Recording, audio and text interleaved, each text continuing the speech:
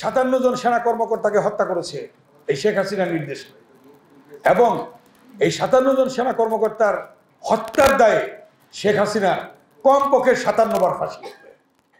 BNP চেয়ারপারসনের উপদেষ্টা কাউন্সিলের সদস্য আমানুল্লাহ আমান বলেছেন, দেশের 57 জন সূর্য সন্তানকে হত্যার দায়ে শেখ হাসিনার 57 বার ফাঁসি হওয়া উচিত। শেখ হাসিনা ওয়াজেদ আক্রোশের রাজনীতি করতেন। তার আক্রোশের কারণে বিগত 16 বছর বিএনপি সহ বিরোধী দলের নেতাকর্মীরা অমানবিক নির্যাতনের শিকার হয়েছেন। বৃহস্পতিবার বিকেলে যশোরে এক মতবিনিময় সভায় তিনি এসব কথা বলেন। সবাই প্রধান অতিথির বক্তব্যে আমানুল্লাহ আমান বলেন, দেশ এখন ক্রান্তিলগ্নে রয়েছে। ছাত্র জনতার রক্তের বিনিময়ে আমরা পেয়েছি নতুন বাংলাদেশ। এই বাংলাদেশে খুনি ফ্যাসিস্ট শেখ হাসিনার আর ফিরে আসার কোনো সুযোগ নেই। তিনি নেতাকর্মীদের উদ্দেশ্যে বলেন, প্রত্যেককে সজাগ থাকতে হবে।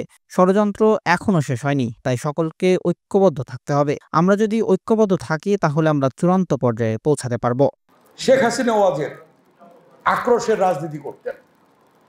আক্রোশের বশবর্তী হয়ে বিএনপি এবং অঙ্গ সংগঠনের নেতা কর্মীদেরকে তিনি গুম করেছেন, খুন করেছেন, এবং বিভিন্নভাবে অন্যায়, অত্যাচার, জুলুম, নির্যাতন, জেল, জুলুম, হুলিয়া, বিভিন্ন ধরনের নির্যাতনের পথ বেছে নিয়েছিলেন।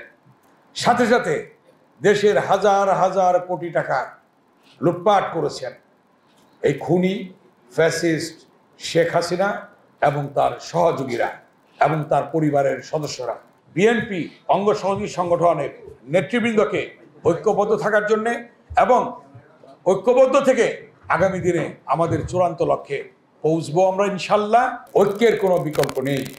আমরা যদি ঐক্যবদ্ধ থাকি তাহলে ইনশাল্লাহ আমরা আমাদের চূড়ান্ত লক্ষ্যে পৌঁছতে পারবো।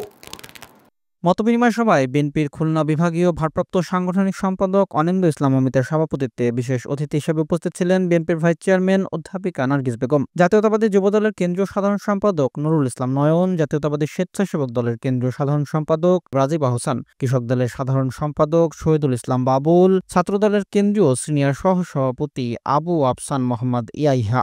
অনুষ্ঠান সঞ্চালনা করেন বিএনপির খুলনা বিভাগীয় সহ সাংগঠনিক সম্পাদক জয়ন্ত কুমার কুণ্ডু।